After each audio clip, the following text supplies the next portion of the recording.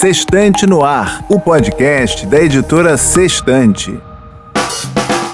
Olá, eu sou Mariana de Souza Lima, do marketing da Sextante, e começa agora mais um episódio do Sextante no Ar, continuando com a edição especial Ciclo de Palestras.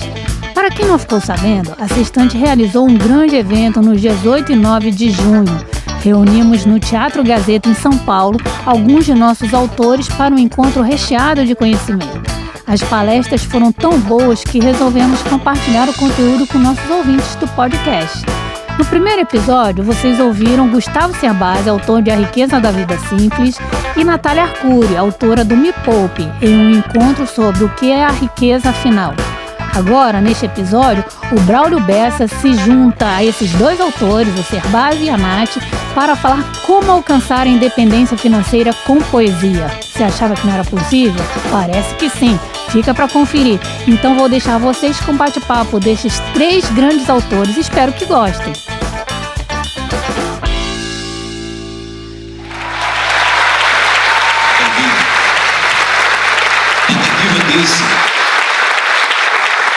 Eu sou de uma terra que o povo padece, mas não esmorece e procura vencer.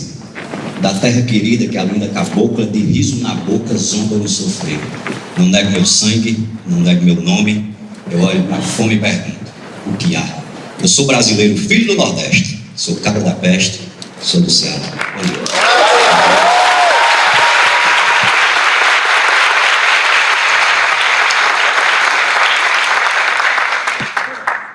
Bem, você está sendo hoje convidado para participar de uma mesa sobre finanças pessoais, Bruno. Você imaginou que algum dia você está sentado ao lado da Nath e do Gustavo para falar sobre poesia e dinheiro e essa relação disso na sua vida? É para dar o exemplo do que não fazer, eu acho. Modesto. Eu acho que não, você pode falar com muita propriedade, porque você já ouviu alguma vez na sua vida o que eu ouvi, né? Gustavo, você vai escrever num país que as pessoas não leem, mas você vai trabalhar com poesia num país que as pessoas não compram poesia? Eu estou me sentindo aqui quando, na mesma posição, quando eu fui convidado para ir lá no programa de Fátima, a primeira vez, e aí eles disseram, olha, a gente vai trazer um menino do Ceará, de 16 anos de idade, estudante de escola pública, da periferia de Fortaleza, nordestino, cearense, que teve a maior nota do Enem do país naquele ano. Acertou 95% das questões. E aí a Fátima pensou em você para você estar no palco junto ao lado desse menino. Eu digo, eu vou fazer o quê? É para a Fátima dizer, aqui é o cearense que deu certo e esse outro... Mas... essa história de viver de poesia, eu nunca pensei em ganhar dinheiro com isso. Eu não tinha exemplos que eu pudesse ver, rapaz, todo poeta que eu conhecia era lascado, igual a mim. Principalmente poeta que escreve literatura de cordel, num país desestimulado a valorizar o poeta popular, a cultura popular de raiz. Eu nunca achei que fosse ganhar dinheiro com isso. Porque quem faz sucesso, quanto custa um cordelzinho? Um cordel? É. R$5. R$5. Dos outros. Meio... Era mais caro. Faz sentido. Mas olha, o Braulio, ele tem muito para contar. A primeira palestra que eu fiz de finanças pessoais, que aliás estava morrendo de medo porque eu era repórter ainda, fiquei com medo que me demitissem, né? Porque eu estava fazendo aquela palestra de finanças, foi numa feira do empreendedor de Sebrae, em Caruaru. E aí eu ia falar primeiro e depois vinha o Braulio, né? Naquela época o Braulio já era, né, do casting de Fatia, da Fátima Bernardes, né? E eu era ninguém. E aí fui lá toda, né, nervosa e tal, fiz a palestra e tal, não sei o que, algumas pessoas aplaudiram, outras não. E aí fiquei para ver a palestra e eu falei, nossa, mas esse cara é muito Me Poupe, porque a história dele, do casamento dele que ele conta nas palestras, é linda a história. É linda, e eu fiquei encantada. Eu falei, nossa, mas esse cara tem que escrever pro Me Poupe, já no meu pensamento megalomaníaco. De repente ele consegue, ele pode ser um colaborador, né? Já pensou? A história é incrível, conta pra quem não conhece. Uma resumida que essa história vale a pena. Eu acho que vale, inclusive, contar essa história de palestra, né? Porque eu nunca sonhei em ser palestrante, nunca achei que isso fosse possível. Então, só para contextualizar. Acho que nenhum bom palestrante sonhou em ser palestrante. Está lá contando uma boa história. Né? Para contextualizar, eu sou de uma cidade de 18 mil habitantes no interior do Ceará. Teoricamente invisível para o poder, para a mídia. E aí, em 2011, eu botei na cabeça que ia falar para 1 milhão de pessoas através de poesia, usando a literatura de cordel, que era algo visto como ultrapassado, coisa do matuto. Eu disse, eu vou trazer isso aqui para dentro de uma plataforma tecnológica, que era essa explosão de redes sociais, e vou apresentar a poesia, a literatura de cordel para 1 milhão de pessoas. E vou falar para 1 milhão de pessoas, botei isso na cabeça, sem dinheiro, com um computadorzinho velho em cima da mesa da cozinha. Em 6 meses, o conteúdo que eu gerava lá no Alto Santo alcançava 40 milhões de pessoas já, sem R$1 de investimento em divulgação, essa coisa toda. E aí um dia me ligaram de Maceió, um rapaz de Maceió com uma conversa muito bonita, e Braulio Bessa, rapaz, você sem sair de uma cidade de 18 mil habitantes, no sertão do Ceará, criou um movimento virtual que causa um impacto, né, cultural, educacional em 40 milhões de pessoas nesse país. Meu amigo, aí ele disse um negócio que eu achei bonito, você é um grande empreendedor social. Eu achei massa. Eu não sabia o que era. Aí eu digo, deve ser bom, para ele dizer na minha cara, porque coisa ruim eu porti pelas costas. Aí quando ele disse isso, eu disse, eu sou, né? E aí ele falou, você tem um grande, é mais chique ainda, ele disse, você sabia que você tem um grande case de sucesso? Eu digo, eu tenho, macho. Ele tá dizendo. E aí nessa conversa, esse cara disse, cara, geralmente esses empreendedores sociais com cases de sucesso, eles sempre têm uma palestra, contando um pouco da sua história, das estratégias e tal. Você não tem uma palestra, não? Eu, naturalmente, eu disse, tenho. E é boa. Duas mentiras, né? Nem eu tinha, nem era boa. Mas acreditava. Acreditar. E aí foi quando ele disse, deu certinho. Quando ele disse, deu certinho, eu já me arrependi da mentira. Eu pensei que ele tinha perguntado por perguntar. Aí ele disse, olha, vai acontecer em Maceió o Encontro Brasileiro de Estudantes de Administração. Que diabo eu tinha a ver com estudantes de administração? E um evento gigante, 1.500 pessoas, 9 palestrantes renomadíssimos, palestrantes que já palestraram em Harvard, em Oxford, não sei o quê. Eu digo, ele está dizendo isso para eu ficar tranquilo, só por... E eu vou indicar a sua palestra para esse evento. Aí eu disse, pronto, você me confirma só a data para eu verificar aqui na minha agenda. Porque eu sei que mentir é errado, mas se eu tinha começado, vamos fazer bem feito. Né? Senão eu ia estar mentindo dentro da própria mentira. Isso aqui não é mentira, isso aqui é só assim, uma técnica de persuasão. Alguns chamam de marketing. Marketing. É mais bonito. E aí ele disse, olha, o evento acontece daqui a 14 dias, porque tinha desistido, é porque desistiu, teve um problema com um palestrante que vinha de Londres. E aí eu pensei em você, eu digo, ele quer substituir a altura, pegar um do Alto Santo, porque tiro de Londres, bota o lado de Alto Santo.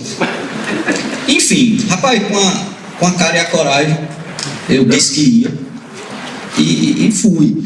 E nesse momento dessa história de começar a palestra, foi que eu tive que ter muita sensibilidade para entender a diferença de preço e do valor das coisas. Porque, olha, esse cara me disse, olha, pois amanhã eu ligo para você para dizer se dá certo, porque eu vou indicar o seu nome pro evento, que eu sou fã do seu trabalho, qualquer coisa eu digo que sua palestra é muito boa, diga até que já assisti, eu digo, mente mais do que eu. Eu fiquei esperando. Aí no outro dia, 7h10 da manhã, meu telefone tocou, eu disposto a pedir desculpa, porque eu fiquei com vergonha de mentir. Eu fui ensinado por quem me criou que mentir é desonesto, é desleal, principalmente quando a mentira pode prejudicar outra pessoa, e podia prejudicar ele. Eu nunca tinha nem assistido uma palestra na vida. Como é que eu ia fazer uma palestra com os palestrantes de Harvard, de não sei onde? Eu digo, eu vou pedir desculpa e vou assumir meu erro. 7h10, meu telefone toca, o nome dele é Saulo. Saulo numa felicidade medonha. Braulio, pensa, cara, tô feliz demais. Aqui deu tudo certo. E aí eu disse, aqui também.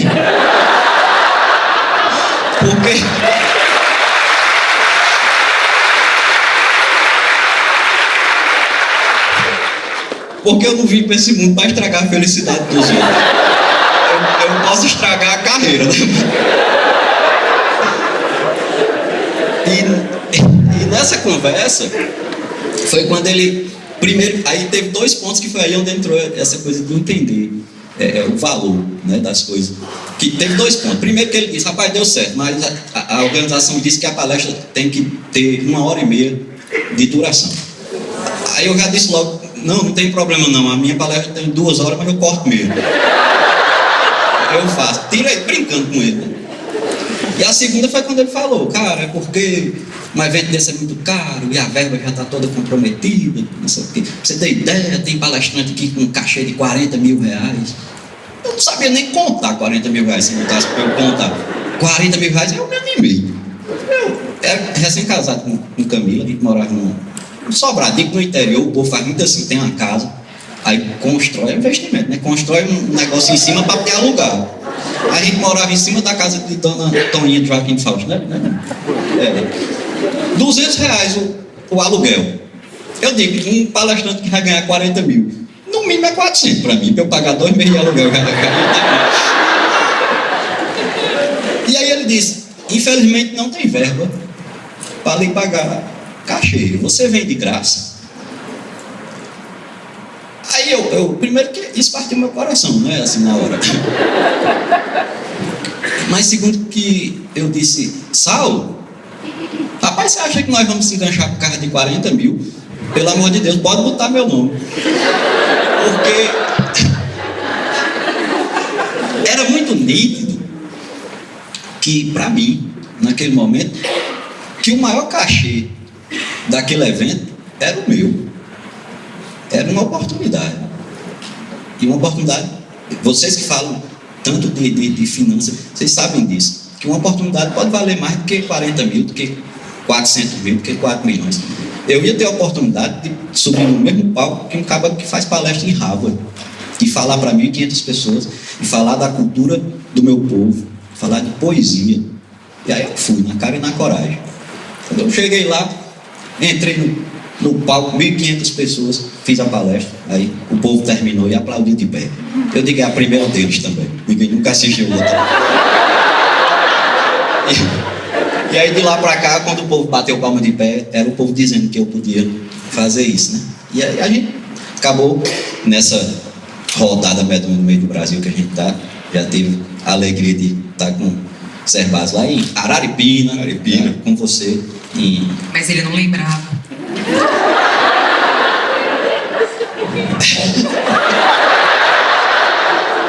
Mas a de hoje eu vou lembrar. Fátima Bernardes. A de hoje eu vou lembrar. Você falou ontem, né? Falei, pô, Braulio, ele falou prazer. Falei, não, prazer de novo, né? Falei, puta, nem lembrou, né? Não lembrava mesmo.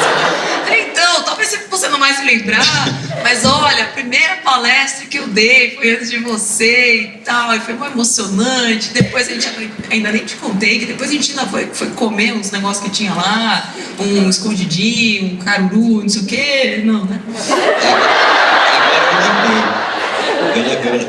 Agora eu lembrei. Mas foi pé quente, porque se a primeira dele fez sucesso, a minha primeira fez sucesso também e continuamos até hoje. Estamos aqui hoje. Agora, você falou de mentira. Quanto que é de verdade e de mentira naquela sua primeira palestra, Nath? Não, a palestra só tinha verdade. Mas você sentia a vontade? Porque a gente, todo o começo, eu me sentia meio que mentindo quando eu falava, você tem que ir lá cobrir uma aula de um professor que morreu. Eu falava, pô, mas eu não estou preparado para isso. Uhum. Não, mas você leva jeito, vai lá e, pô, tem que fingir que eu sou professor. Mas assim, foi uma sensação estranha, porque foi a primeira palestra que eu montei, e daquela primeira palestra que eu montei morrendo de medo, boa parte da palestra que eu dou até hoje tem aqueles elementos da primeira palestra. O que me fez ver que a essência da minha verdade, do meu trabalho, ela continua a mesma. E a simplicidade da linguagem, que era aquilo justamente que eu levei na primeira palestra, e que as pessoas adoraram, todas aplaudiram, não é mentira, não, umas aplaudiram, outras não. Tipo, todo mundo aplaudiu, fez fila para fazer foto comigo depois, gente que não me conhecia, e porque eu estava palestrando junto com o Braulio Bessa, falou, nossa, essa menina deve ser muito importante. Vou pegar um autógrafo, uma foto com ela. E quando eu vi aquela repercussão, né, do público que gostou da palestra que eu fiz, coisas simples assim, né, enfim, contando a minha história, porque até então a minha história era a minha história. Eu falei, quem que vai querer saber da minha história? Mas era a única coisa que eu sabia contar com verdade, né? Então eu vou contar a minha história para essa plateia aqui. E o mais curioso, a minha segunda palestra, também no Nordeste, foi numa churrascaria. Uau! Uma churrascaria. E aí eu falei, era eu ou a picanha? Eu tinha que fazer alguma coisa para ser mais apetitosa, não é verdade? E é legal esse começo que a gente tem, porque as pessoas não veem, acham que é tudo brilho, festa, glamour e tudo mais. Tomás, por exemplo, achou que ia passar incólume por este talk aqui.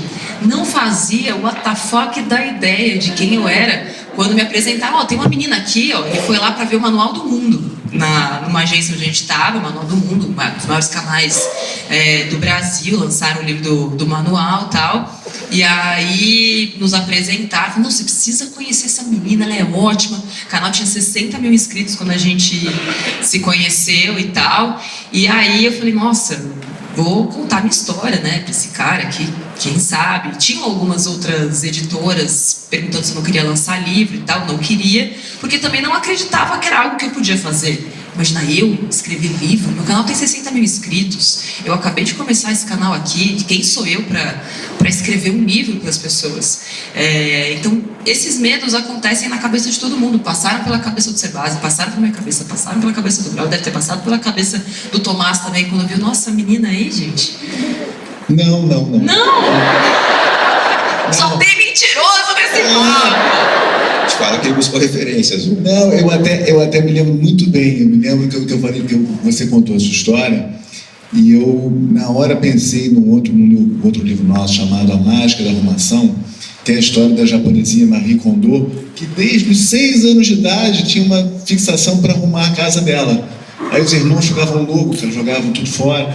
E eu vi na sua história uma coisa semelhante, quer dizer, uma história, né, uma história pessoal, uma narrativa pessoal que se desdobrava numa missão. Então, assim, né, acho que fofo. É verdade.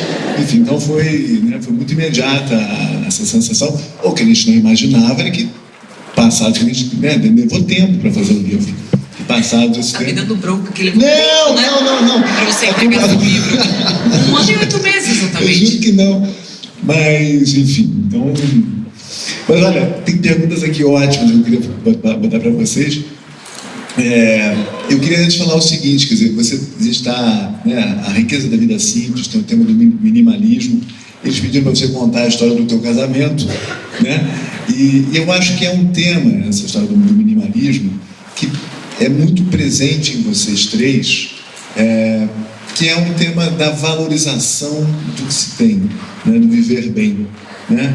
Quer dizer, de transformar, que é algo realmente, acho que realmente mágico, muito bonito, muito inspirador, que é dar o valor ao que se tem e transformar aquilo na grande beleza da vida. Então, eu gostaria que vocês falassem sobre isso. Vou falar do casamento, né? A gente... estamos juntos, eu e Camila, há 8 anos. E seguimos o curso natural assim, do interior, namoramos 1 ano, aí a gente se amancebou, juntou os troços. E aí a gente queria casar, e era o sonho de Dona Luísa, mãe de Camila, e o sonho de mamãe e tal. Era liso. Eu ganhava um salário mínimo, trabalhava consertando computadores lá no Alto Santo. E Camila ajudava numa bodega, num mercantilzinho da tia dela, ganhava 350, né? Quando eu disse 300, ela disse 50. Ganhava 350. Mas aí a gente, para casar, eu disse, Mila, vamos ligar aqui para umas empresas que faz, né, cerimônia de casamento, só para ter uma noção de quanto é e tudo. Aí lá em Alto Santo não tem esse tipo de empresa, cidade pequenininha, tem que ser de fora. Aí eles vão ligar aqui, pegar na internet umas de Fortaleza, só para ter uma noção. Aí liguei. Rapaz, eu digo que isso é um roubo, pelo amor de Deus. Era dinheiro demais. Eu disse, olha, um casamento simples, para, sei lá, 80 convidados só, uma coisa pequena e tal. Aí a moça disse, olha, senhor, eu preciso passar um checklist das coisas que o senhor deseja. Aí eu disse, pode dizer. Aí a mulher começou, tipo um cardápio. O senhor deseja tecido branco nas cadeiras? Eu digo, bote. Porque eu já tinha passado o briefing para ela, que era uma coisa simples. Então eu digo, isso aí é do simples. Talvez o sofisticado seja tecido preto, não sei. Tecido branco nas cadeiras, eu digo, bote. Pétalas, não sei o que, no caminho da noiva. Eu digo, justamente, bota. E fui mandando a mulher botar. E essa mulher botando as coisas, eu nunca tinha ligado para esse povo. E Camila do meu lado. Aí, no final, eu disse, olha, não sei o que, o orçamento ficou, rapaz, a mulher disse, acho que era tipo assim, 60 mil reais. Aí eu digo, minha nossa senhora, 60 mil reais, ela disse isso. Eu digo, olha, o orçamento está ótimo, eu retorno em breve. Eu bloqueei, foi o número dela para ela nem ligar. Porque esse povo fica ligando, né? Eu digo, Mila, não tem condições não, vamos ligando aqui. Aí fui ligando, diminuindo, né? E eles parecem tudo treinados. Eu fui procurando umas empresas mais derrubadas, mais bebas, e o discurso era o mesmo. Eu liguei para uma que o site era mal feito. Aquilo, eu digo, até o site era feio. Eu digo, quando eu disse, olha, eu quero um orçamento, ela disse, eu vou passar um checklist para o senhor. Não sei o que, lá vem essa mulher. Tecido branco nas cadeiras. Eu nem por mim, não precisava mais nem de cadeira. Só tem conhecido, né? Se sair falando é porque não gosta da gente. Eu digo, não, só as cadeiras, não sei o que, pétalas, não sei o que. Eu digo, não, eu acho isso tão brega. Também a gente não pode perder a pose.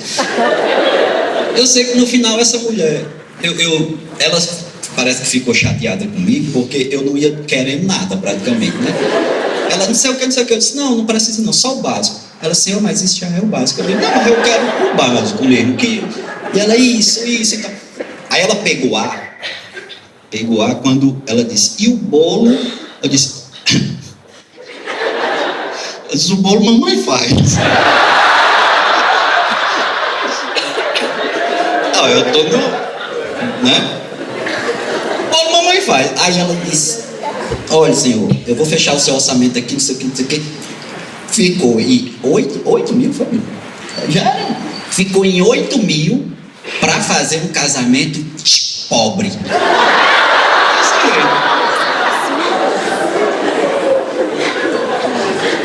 Porque uma coisa é você ser pobre, outra coisa é alguém passar na sua cara. Não tem necessidade, a vida já passa. E na hora que eu tava assim, rapaz, do meu lado eu disse, olha minha senhora, pobre, eu mesmo faço. E liguei na cara dela. Eu olhei pra Camila e disse, quem vai fazer é nós. Mas como? Eu digo, a gente vai fazer. O dinheiro que a gente tinha guardado, né, assalariado, não dava para juntar dinheiro, e tudo morando de aluguel. A gente tinha acabado de se juntar, comprando uma de imóvel, a prestação, não sei o que. A gente tinha 600 reais guardado, que estava juntando para dar um lance num consórcio de uma moto.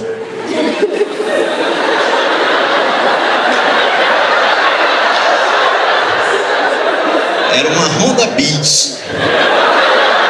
A gente pagava o consórcio numa Honda Bis, a parcela do consórcio era R$ 176,80. E a gente juntando um dinheirinho, porque era 36 meses, aí não ia esperar pelo sorteio. Eu digo, vamos juntar quando tiver R$ 1.000, a gente dá um lance, tira. A gente não andava a pé, né, lá. Aí eu digo, Mila, eu tenho 600 reais, vamos fazer o casamento com isso. E não vamos pedir R$1 emprestado a ninguém. Aí pronto. O lugar, a gente passou em frente um curral de seu Dedé do Tibolo, que tinha assim uns cajueiros bonitos, uma sombra boa. Eu digo, nós vamos casar aqui. Seu Dedé arruma isso aqui de graça. Aí, seu Dedé, o senhor arranja o seu curral dos cajueiros para eu casar. Eu disse, mas meu filho, você vai casar no curral? Eu digo, não, a gente limpa lá, tira as ovelhas e fica bonito. Os cajueiros, as coisas mais lindas. Aí ele disse, arranjo. Eu digo, pronto, sem gastar R$1, eu já tinha o salão e parte da decoração, que era os cajueiros. Mamãe fez o bolo, fui lá, dei uma chorada no padre, para o padre fazer mais barato. E meu irmão, negócio de bebida e comida, só ia os amigos mesmo, o povo que a gente quer bem, família.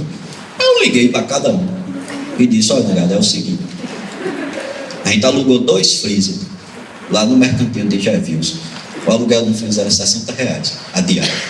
A gente alugou 2 freezer, é o seguinte, quem quiser beber, leve. E cada um leve sua bebida.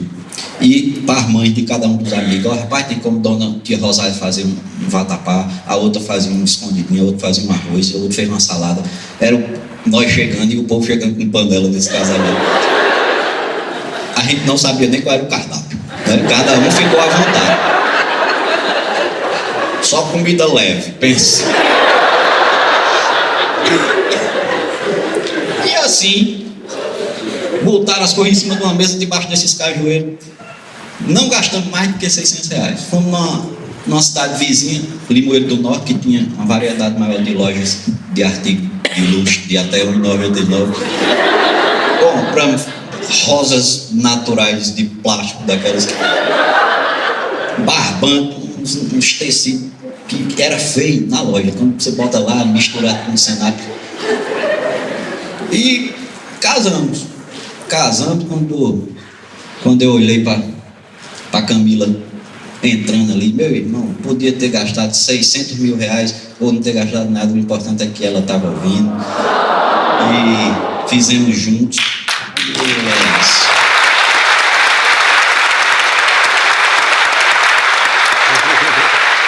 Qualquer coisa que a gente quer conquistar na vida, a gente usa ou dinheiro ou tempo, né? Criatividade. Aí um ótimo exemplo, é o melhor exemplo que existe. Uma festa de casamento. O mais importante estava lá, né, Camila? Gustavo, você quando esteve lá na editora, e Gustavo foi na editora, não sei se é 2 anos atrás, um ano atrás, e você falou, né, do projeto do Riqueza da Vida Simples, a gente ficou muito encantado, porque sentiu que era uma guinada na tua... Né? Esse é o seu 16º livro. Isso. Né? E nos surpreendeu. E nós ficamos muito encantados. Eu acho que essa história, a história da Nath, são histórias que ilustram com tanta contundência, com tanta beleza, o que é importante na vida. Então, acho que, né, uma oportunidade de a gente celebrar e falar desse tema, né, de se aprofundar um pouco nesse tema. Eu gostaria muito de ouvir você e Nath falarem sobre isso também. A inspiração da Riqueza da Vida Simples vem da minha infância. Por que eu trabalho com finanças? Na verdade, finanças são consequência de eu não me conformar com as pessoas buscarem coisas que não preenchem a vida, né? Mas eu estou com dificuldade financeira. Você ganha o dobro do que eu ganho. Quem sabe dificuldade financeira? Escolhas ruins. E a referência que eu tinha era da minha infância. Minha infância, eu cresci na cidade de São Paulo, venho do Rio Grande do Sul muito pequeno, mas cresci em São Paulo, na Moca. Meus pais não tinham uma condição financeira muito robusta, era o mínimo que dava para ter. Então, na minha época, brinquedos de quem tem 45 anos, era Playmobil, Falcon, aquela coisa. Meus amigos tinham as coisas mais incríveis possíveis. Aí, pai, eu quero um Playmobil. Eu ganhava aquele, era o bonequinho e o cachorrinho, sabe? Meus amigos tinham o circo, a nave espacial, o autódromo. Eu ia com o meu bonequinho para brincar na casa dos amigos. Mas era o que dava. Talvez o grande luxo que eu tive na minha infância foi um videogame, um Atari, né, que meu pai não comprou. Na verdade, nós ganhamos um cachorro. Meu sonho era ter um dálmata, ganhei um dálmata, um colega de trabalho trouxe para mim, nasceu numa ninhada, ele deu. Depois de 6 meses, meu pai falou, quem vai limpar o cocô é você. Eu olhava para o quintal, de manhã era aquele monte de montinho, eu até chorava que eu não queria limpar. Aí eu troquei o cachorro por um videogame. Foi a grande conquista que eu tive lá por volta dos meus 10 anos de idade. E não tinha abundância, mas eu não tinha a sensação de que faltava alguma coisa. E isso era o mais interessante, porque a gente pedia, não dava, né? Então vai andar de bicicleta enquanto os amigos brincam, né, com os brinquedos que tem.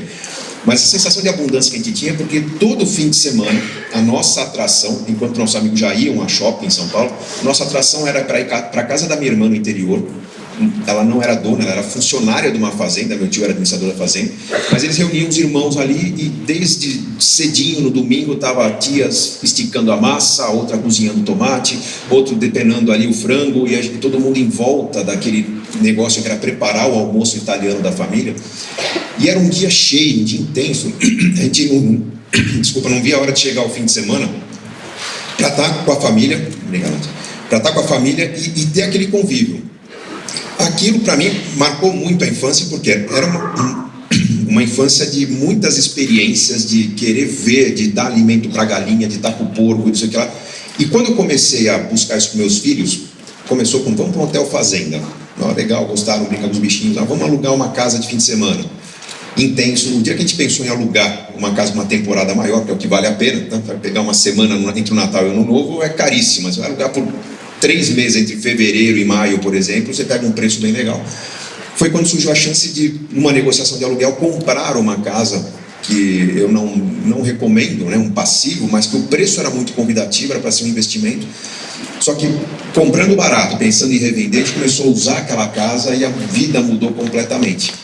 Experiências, né? Páscoa, então vamos fazer uma trilha para encontrar os ovos, não sei o que. Aí o momento não era o ovo, a questão não era o ovo, podia ser um ovo de avestruz ali. As crianças queriam achar o ovo, né? E vamos colher as amoras, vamos colher as acerolas, a carambola. A gente viu que não só as crianças estavam curtindo, como os amigos das crianças estavam curtindo cada vez mais. E a gente tinha aquela vida urbana, vamos para o shopping, né? Se expor a vitrines e comprar, tentar preencher nossa rotina com algum consumo. A gente tinha uma rotina plenamente preenchida com experiências. E foi nessa lógica de ter experiências mais bacanas que a gente começou a discutir com amigos, com pessoas próximas. O que é importante para essas crianças, né? O que a gente vai fazer para mantê-los mais unidos? E de lá, desse momento em diante, 2015 para cá, nossa vida foi sempre de priorizar experiências. Vamos fazer uma viagem? Vamos, uma viagem de férias. Não é uma viagem bacana que estão oferecendo aqui, está no catálogo dos lugares mais visitados. Vamos ver o que as crianças estão estudando, o que elas estão aprendendo na escola, o que pode ser levado, né, nas férias como uma experiência ligada ao que estão aprendendo. A gente viu que tem um ciclo que se alimenta de que experiências nos fazem mais felizes nós trabalhando melhor, a gente precisa consumir menos, a ponto de eu ter 3 filhos que, quando estão se aproximando das crianças, eles não perguntam o que vão ganhar, eles perguntam o que nós vamos fazer. Eles querem o dia para eles. Você vai trabalhar, papai? Não, eu não vou. Vocês vão estar em casa, eu vou estar com vocês. Vocês escolhem o café da manhã, vocês escolhem o que comer, vão fazer uma bagunça. Regras, né, se quebram nesse dia. Então, esse lance da experiência mostrou ser o grande barato da vida. Então, a riqueza da vida simples é um convite para as pessoas experimentarem mais. Pensar numa vida mais simples mesmo, envolve talvez uma moradia mais barata, mas no decorrer da escrita do livro ficou muito claro que nós estamos vendo um momento muito interessante em que as pessoas estão se desurbanizando porque não precisam mais estar em casa para trabalhar. Se eu tiver uma boa tecnologia, boa conectividade, Braulio pode continuar morando em Alto Santo e uma vez por semana vir para o Sudeste e estar num programa de televisão de grande audiência. Eu, Natália, podemos trabalhar em qualquer lugar do mundo na nossa profissão.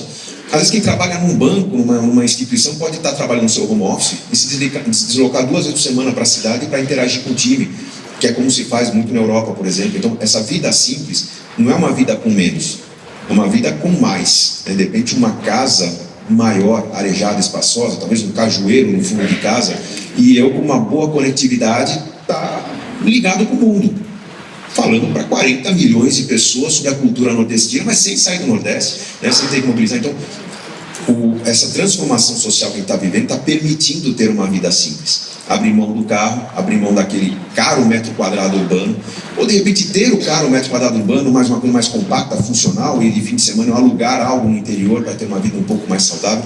Então é um convite para a redescoberta, não é uma invenção, é um resgate de uma vida que já tivemos, mas que a gente, para ter essa vida, não precisa mais voltar a cozinhar no fogão a lenha. Se eu não quiser, se eu quiser eu cozinho, mas basta eu ter ferramentas que eu estou plenamente integrado com um mundo em transformação, cheio de oportunidades e vivendo de forma mais simples.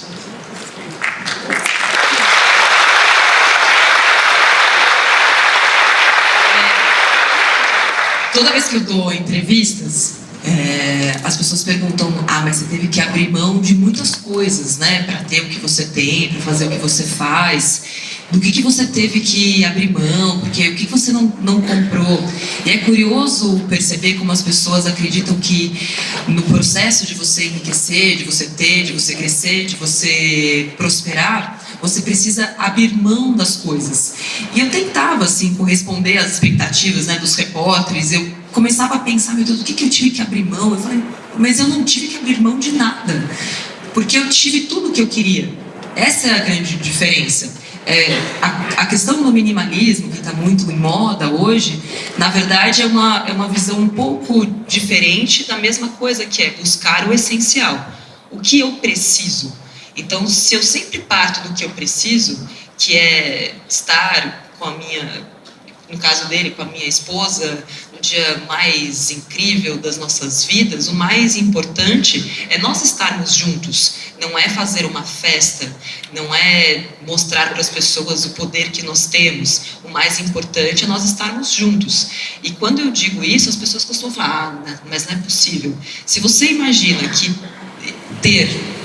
você ter sucesso, você ter bens materiais, é comprar bolsas, é comprar roupas, é ir para balada, nesse sentido pode ser que você pense que você vai precisar abrir mão de muitas coisas para enriquecer, para juntar dinheiro, para poupar 30% do seu salário, 70% do seu salário, no meu caso. Mas para mim eu não estava abrindo mão de nada, muito pelo contrário, eu sempre pensei que eu estava construindo tudo aquilo que eu queria. E estava vivendo coisas importantes no meu dia a dia. Então, poxa, se o importante, eu falo muito disso no livro, né?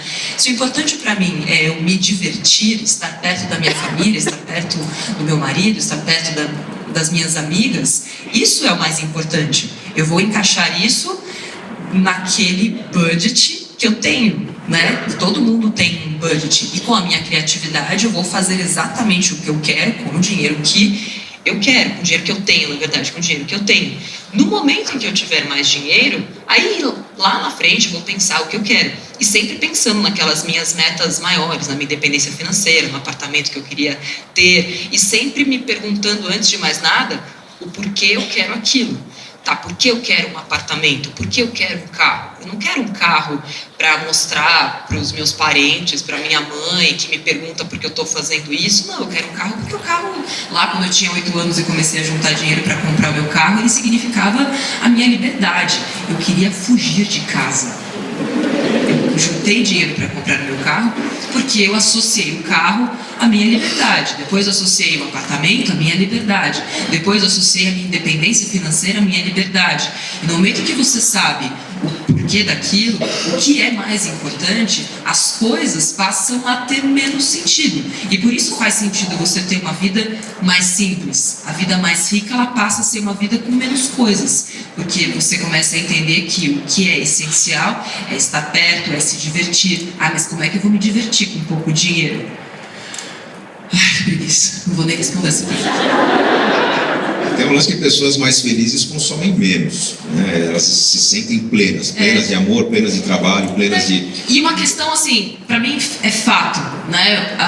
A neuroeconomia já explica isso. Sabe quanto tempo dura a felicidade de um carro maravilhoso? Quanto tempo dura a felicidade, aquela sensação de prazer? 3 meses. Então, quando a gente começa a entender que para o nosso cérebro, tudo isso que a gente consome no dia a dia, para a gente tem um prazer tão ínfimo, ao passo que você fazer bem para alguém, e também é cientificamente comprovado, né? A gratidão, você ajudar as pessoas, você estar perto das pessoas que você ama, isso tem um efeito químico no cérebro muito mais longevo do que um bem material que você compra. O problema é que a gente se acostuma com aquela sensação extremamente prazerosa do consumo, né, na hora, mas a sensação no nosso cérebro é a mesma de uma droga. Libera o mesmo tipo de hormônio, dopamina, que qualquer outro tipo de droga libera. Então a gente vive com essa vontade, esse desejo do consumo, porque naquele momento, naquele pequeno momento em que você está comprando, é liberado isso no seu cérebro. Mas busquem a felicidade plena da riqueza simples, que de fato é o que vai dar muito mais prazer, muito mais longo e mais barato e mais enriquecedor, porque vai sobrar mais dinheiro para fazer o que realmente importa. Eu quero fazer um teste interessante sobre essa droga do carro. Isso é uma pesquisa pessoal, nunca publicada, nunca falada, dividir com vocês aqui. Eu faço entre meus amigos. O pessoal compra um carro novo, chama pelo nome. Ah, eu vou pegar o Uno, o Onix está parado lá embaixo. Ah, não sei o que lá, ele está no porta-mala do, sei lá, Voyage. Primeira raladinha que dá na porta, vou pegar no meu carro. Ele perde o nome, meu carro está lá embaixo, parei o carro na porta. Façam um teste em casa, quem tem carro novo, quem tem amigo tem carro novo, podem testar. É mais ou menos 3 meses para perder o nome e virar carro, simplesmente carro, acaba com a chave. Faz todo sentido, né? Tem uma pergunta aqui que eu acho uma ótima provocação, eu acho que é um tema que merece que eu gostaria muito que vocês falassem. A pergunta é a seguinte: como mudar a cabeça de uma equipe que acredita que dinheiro é o mal? Pergunto isso porque sou diretor de uma ONG que depende de captação de recursos, mas as pessoas se sentem culpadas por pensar em dinheiro. Tem métodos ortodoxos e não ortodoxos. Eu acho que tudo que é mais tangível e você usar de comparações é muito simples. Basta perguntar para eles: ok, então a partir de hoje você não ganha mais nada. E pronto. Acabou a discussão. O dinheiro é importante, o dinheiro ele é um meio, não é um fim. A gente demoniza o dinheiro quando a gente entende que o dinheiro é o mal de toda a humanidade. A gente volta lá para o começo da nossa conversa, que foram as coisas que contaram pra gente, culturais e tudo mais. A gente achar que quem tem dinheiro sempre está fazendo algo de ruim. E não necessariamente é assim. A gente só não teve acesso aos exemplos corretos. Até porque o nosso cérebro, ele gosta muito mais dos exemplos errados. A gente sabe aqui qual é o impacto da gente, vocês mesmos, todo mundo aqui tem redes sociais. Quanto tempo dura para você um comentário positivo que você lê, alguém que fala: nossa, que legal isso? E se alguém criticar a sua postagem? Quanto tempo você vai ficar pensando naquilo, falando sobre aquilo? Os nossos exemplos são iguais. A gente leva muito mais em consideração os exemplos ruins do que os exemplos positivos. Então, infelizmente, nós convivemos com um sabotador dentro da gente o tempo inteiro. Então, para quem está convivendo com pessoas que falam: mas o dinheiro é tudo mal, dinheiro é ruim e tal, comecem a trazer exemplos factíveis onde o dinheiro foi o meio para que as pessoas pudessem ter acesso a uma vida mais digna e tudo mais. Poxa, se vocês são uma ONG, vocês precisam do dinheiro. E querendo ou não, a gente vive numa sociedade capitalista e querendo ou não, até hoje, por mais que se diga o contrário, enfim, não vamos entrar muito no âmbito político, mas o capitalismo foi uma coisa que realmente funcionou até hoje. E é o que temos aqui, enfim. Se não podemos contra ele, juntemos-nos a ele, na verdade. Tá, a gente precisa do dinheiro para fazer aquilo. O que esse dinheiro pode trazer de positivo para essas pessoas que a gente quer ajudar?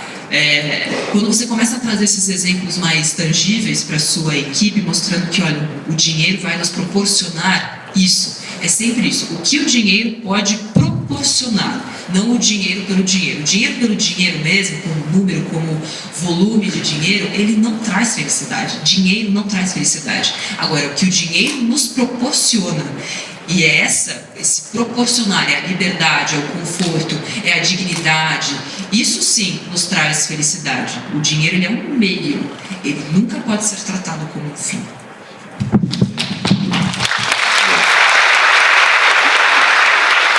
Se não tivesse uma boa poesia para apresentar para o meu público, né, para convencer, eu trabalharia com simulações. Né? Para mudar hábitos é importante simular o resultado da mudança.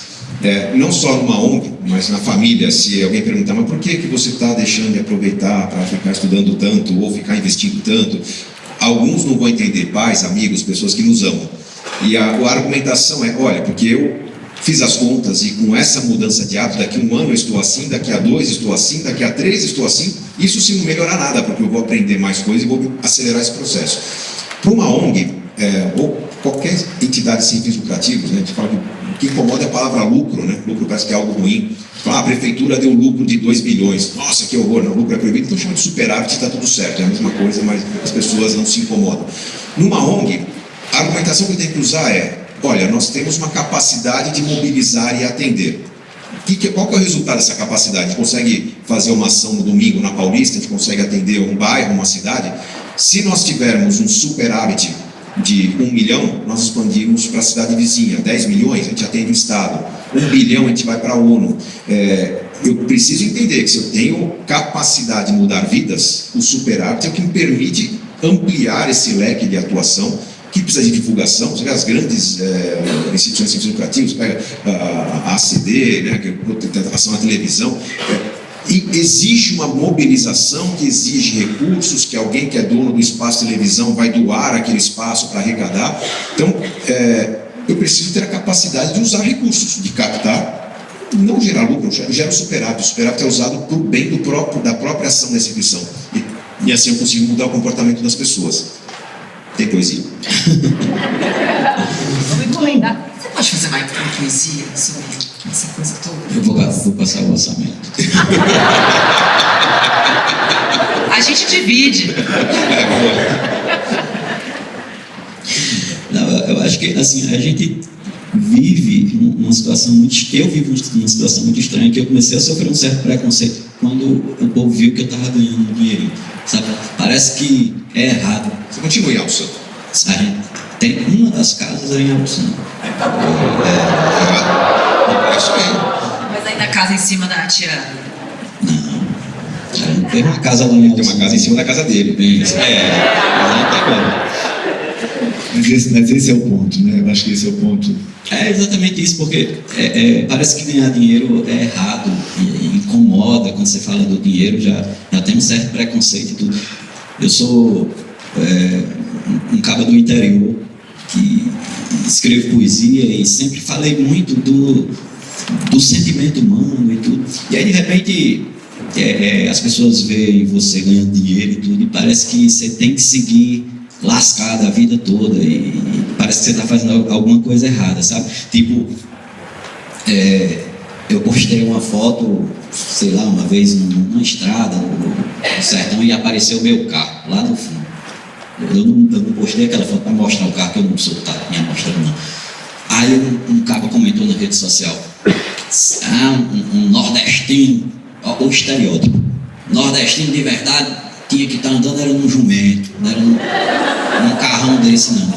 Então reforça essa impressão, essa falsa impressão de que o nordestino tem que ser sempre um miserável, né? A gente não pode vencer, não, meu irmão, trabalhando com honestidade. Então, e não é o dinheiro pelo dinheiro, é pelo que ele pode proporcionar, como você falou. Eu recordo muito assim, nós compramos uma casa em Fortaleza, e nunca foi nosso sonho. Nunca sonhei comprar uma casa em Fortaleza. E a gente foi comprar essa casa, casona mesmo. Aí olhando, rapaz, quanto é a casa? Isso aqui é 1 milhão. Me deu uma. Vamos comprar uma. 1 milhão. E eu achei que eu ia ficar eufórico, eu, Camila. E não. Conseguimos comprar uma boa casa para ter conforto e tudo. Emoção muito maior Camila sentiu quando a gente pôde reformar a casa da mãe dela lá no Alto Santo. Quando a gente construiu uma casa para minha mãe. Ela tinha esse sonho, eu tinha esse sonho.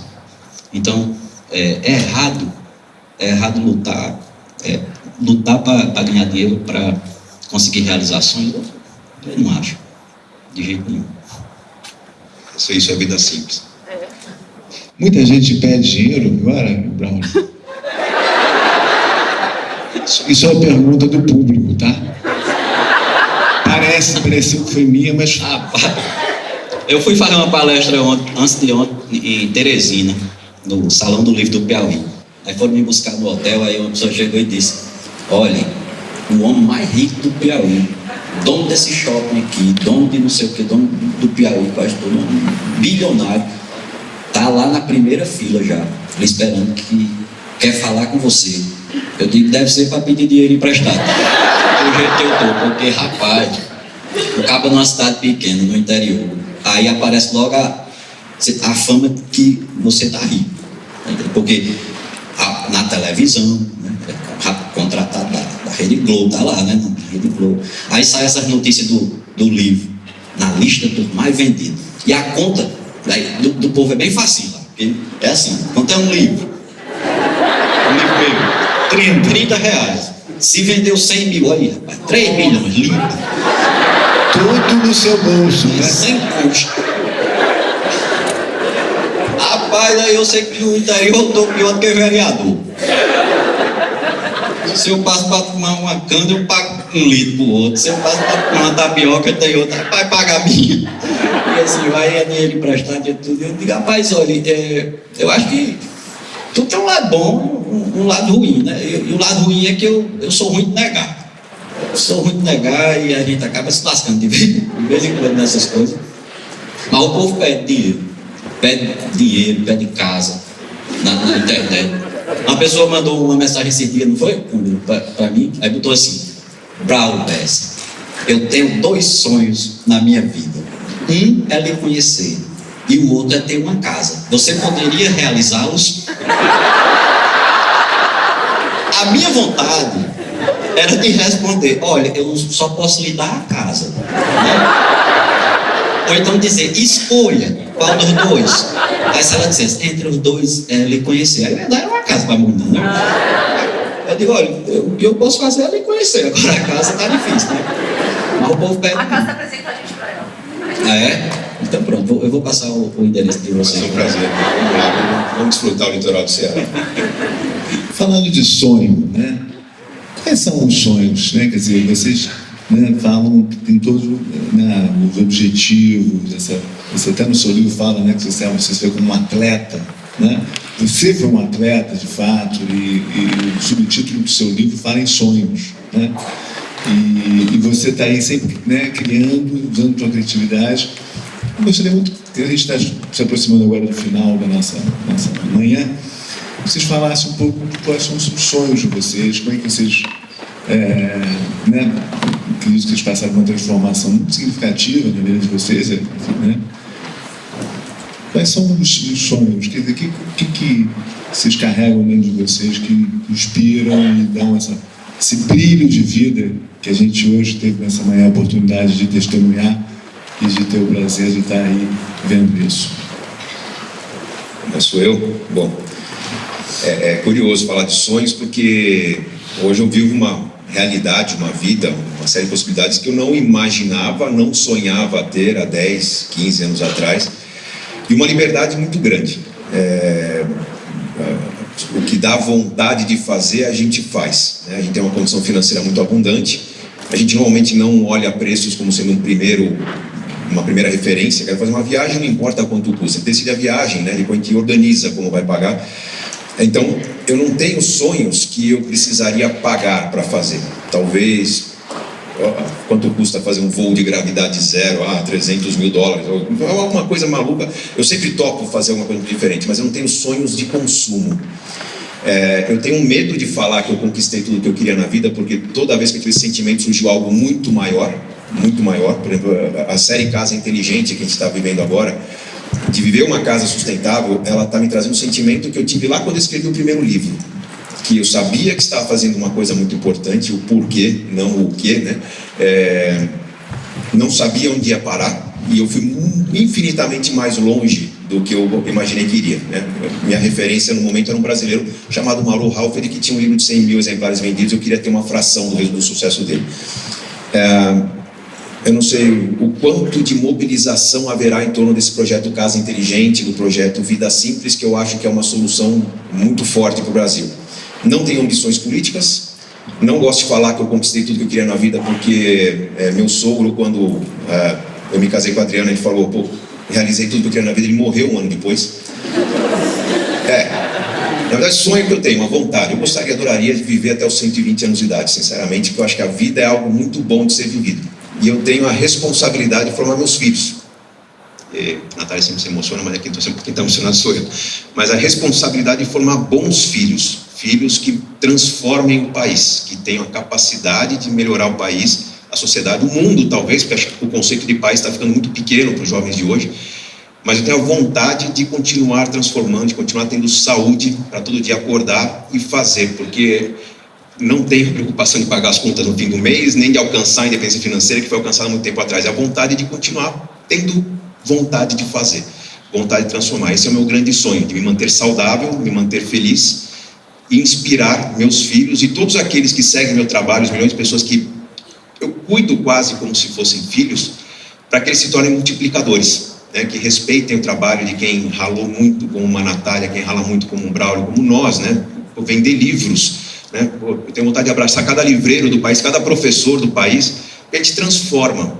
E a gente, se acreditar nisso, a gente vai ter uma sociedade muito melhor. Então, o meu sonho é viver num mundo melhor.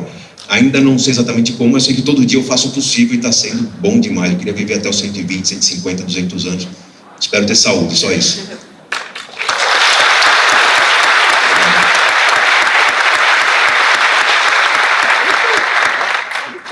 Meu sonho é não morrer. Meu sonho é não morrer e eu realizo isso todo dia. Eu realizo esse sonho todo dia, vivendo. E eu, com 14 anos de idade, eu botei na cabeça que um dia ia ser escritor e ia lançar um livro. E virou meu sonho. Quando isso se materializou, aí eu vi que eu estava realizando os dois.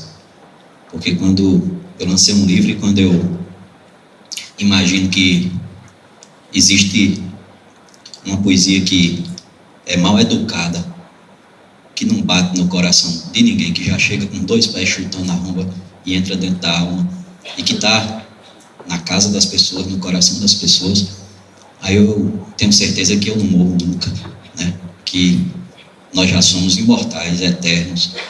Então, eu só vou continuar realizando esse sonho, que é vivendo, né? Meu sonho é não morrer, e eu não vou morrer, não.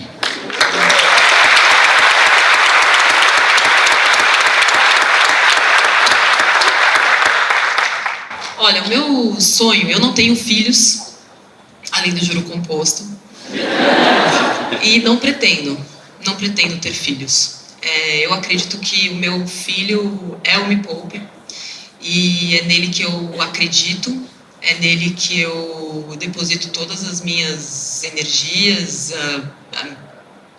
tudo aquilo que eu acredito, todo o trabalho, todo o meu aprendizado, porque eu acredito que ele, sim, é uma ferramenta de transformação. Eu não tinha, até pouco tempo atrás, esse desejo de deixar um legado, né? Essa palavra ficou muito recente na minha cabeça, deixar um legado. Saber que eu fui embora e deixei uma sociedade melhor. Eu fui atleta há muito tempo, eu fui ginasta, depois fui jogadora de vôlei, e eu tinha esse desejo de defender a minha pátria, de defender a bandeira. Eu choro toda vez que escuto o hino. Muita gente fala, nossa, você já tem dinheiro para ir embora, para morar fora do país, mas é quase que uma desonra para mim, pessoal, ir embora e meio que deixar o meu povo para trás, assim. E já pensei em entrar para a política, até que conheci a política por dentro e percebi que fora eu tenho muito mais poder de transformação do que dentro. E a minha meta, eu não tenho mais sonhos, né? Desde que eu criei metas, eu não tenho mais sonhos. A minha meta é transformar cada cidadão brasileiro em investidor, para ter algo mais tangível. E talvez eu vá embora e ainda não tenha conseguido ver isso acontecer. Mas eu tenho certeza que eu vou deixar uma empresa capaz de fazer isso.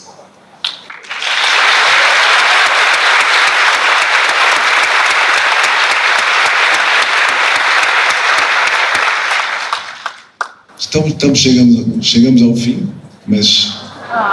Pois é. Vocês não estão com fome, gente? Não, então eu queria só, enfim, né, registrar esse momento, esse belíssimo encontro, e pedir para vocês, enfim, darem uma palavra final, o que vocês têm para... Eu quero pedir para todo mundo se inscrever no canal. De verdade, isso ajuda bastante a gente. A internet me proporcionou algo que a TV, infelizmente, não me proporcionou no passado e vai me proporcionar agora no presente. Então foi através dela que eu pude chegar a várias e várias pessoas. Então se inscrevam no canal, compartilhem, assistam aos vídeos. Existe conteúdo gratuito para todo mundo. O que quer que você queira aprender, você encontra hoje de maneira gratuita. Só não aprende quem não quer. Fato. Você vai poder se aprofundar, ter mais técnicas, aprofundar seu conhecimento com estudo, sim, aplicado, em escolas tradicionais, em universidades, sim. Mas o básico, você consegue ter acesso na internet de maneira gratuita. O que você precisa é saber o que você quer aprender. E lá vai ter tudo o que você quer, tudo o que você precisa já está publicado, de maneira gratuita. E eu quero agradecer a presença de todos vocês e pedir que compartilhem o conhecimento que vocês têm. Tudo aquilo que vocês aprendem, compartilhem, passem adiante, não tenham vergonha, não importa para quem é, se é a sua mãe, se é seu pai, não importa que ele não ouça, beleza, não ouviu, vai pro próximo. Sempre vai dar certo. O que eu consegui fazer foi isso, eu comecei a falar para 5 pessoas, depois vieram mais 30, e depois mais 100, depois mais 10, depois mais 100 mil, depois 1 milhão, e hoje a gente fala para 12 milhões de pessoas todos os meses no Me Poupe. Porque eu comecei com a ideia de mudar uma pessoa, mas o conhecimento e a transformação, ela é multiplicadora, ela é escalável. Uma pessoa muda a vida de outra, que muda, é tipo um esquema de pirâmide da riqueza. Só que você não está ferrando ninguém, você só está fazendo as pessoas crescerem. Se você compartilhar com 10, essas 10 compartilharem com 10, é assim que a gente vai fazer as coisas. Não é só reclamando, apontando, falando nada. As pessoas me perguntam muito, mas o que eu posso fazer? Você pode ensinar algo simples que você aprendeu hoje para alguém que está perto de você e que queira aprender também. Então, peguem o conhecimento e compartilhem. Vai fazer bem para você e vai fazer bem para quem você ensinou também.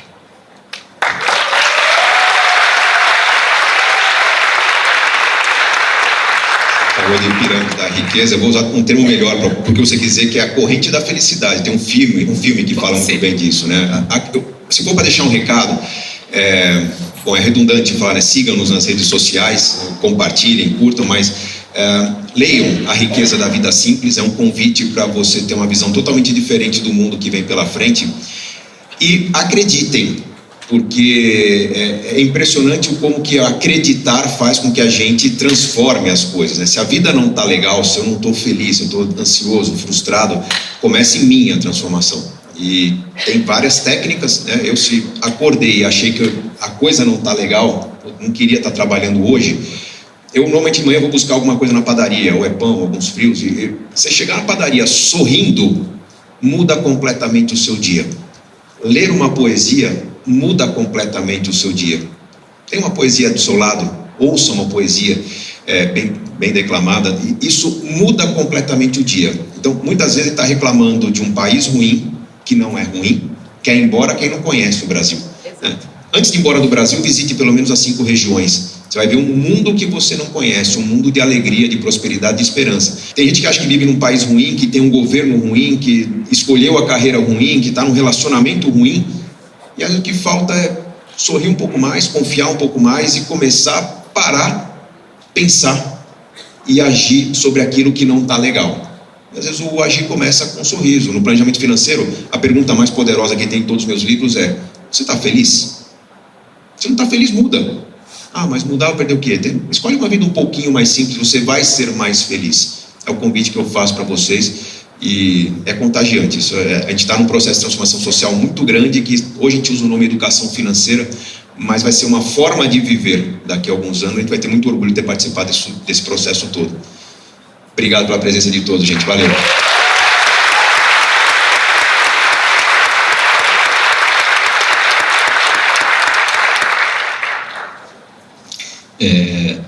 Eu quero derramar a nossa gratidão por tanto carinho, por tanto abraço. E eu quero encerrar com poesia, porque é o que eu sei fazer que presta. Eu sempre quis entender qual era a minha função aqui, o meu papel, porque a gente vem para esse mundo velho, não traz nada, vai embora, não leva. mas como o Nath falou, todo mundo pode deixar alguma coisa boa. Todo mundo tem o poder de deixar alguma coisa boa. E o que eu tenho para deixar de bom é minha poesia. É esse poder de transformação através da palavra. Eu, uma vez cheguei eu estava fazendo uma palestra numa cidade chamada Quixadá, no interior do Ceará.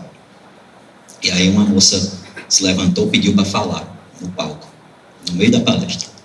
Eu entreguei o microfone. Aí ela falou que tinha depressão e tal, e que há 6 anos tentava criar coragem para se matar e não tinha coragem. E foi muito forte, porque ela olhou para mim e falou assim: e teve um dia que eu estava em paz para morrer.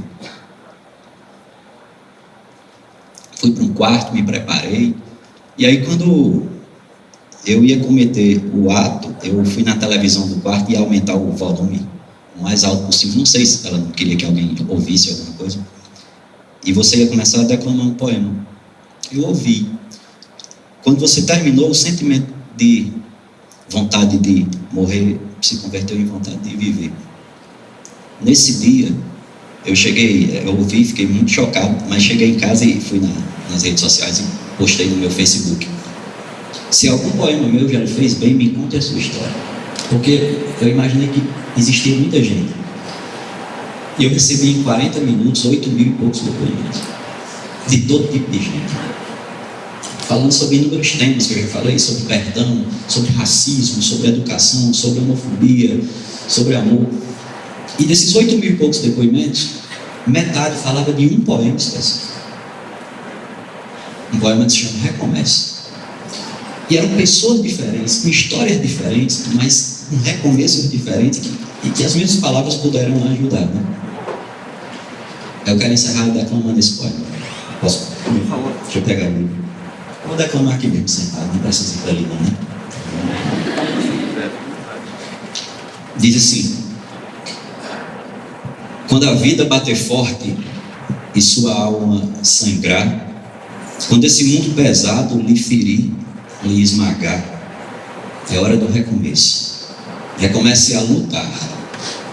Quando tudo for escuro e nada iluminar, quando tudo for incerto e você só duvidar, é hora do recomeço. Recomece a acreditar. Quando a estrada for longa e seu corpo fraquejar, quando não houver caminho, nenhum lugar para chegar, é hora do recomeço. Recomece a caminhar. Quando o mal for evidente e o amor se ocultar, quando o peito for vazio, quando o abraço faltar, é hora do recomeço. Recomece a amar. Quando você cair e ninguém lhe amparar, quando a força do que é ruim conseguir lhe derrubar, é hora do recomeço. Recomece a levantar.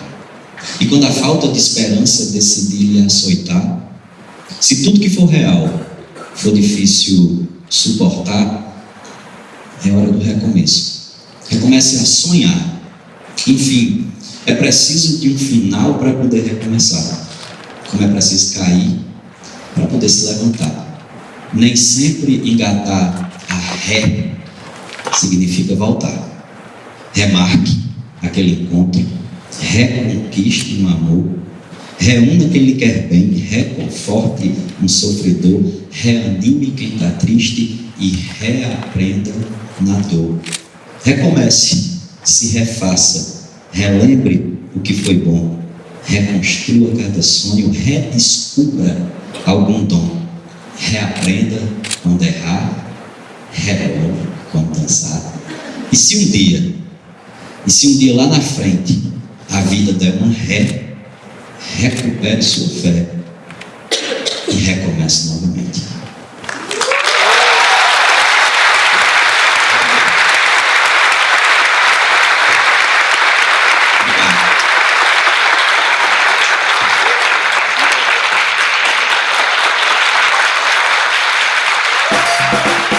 Vocês acabaram de ouvir a palestra Como Alcançar a Independência Financeira com Poesia, com Gustavo Cerbasi, Natália Arcuri e Braulio Bessa. Esse conteúdo foi extraído do 2º ciclo de palestras Sextante. Eu sou Mariana de Souza Lima e encerro agora mais um Sextante no Ar, com essa edição especial sobre o ciclo de palestras. Ficou alguma dúvida? Quer mandar alguma sugestão ou comentário? Escreve pra gente. Envie um e-mail para sextantenoar@sextante.com.br. Aguardo vocês no próximo.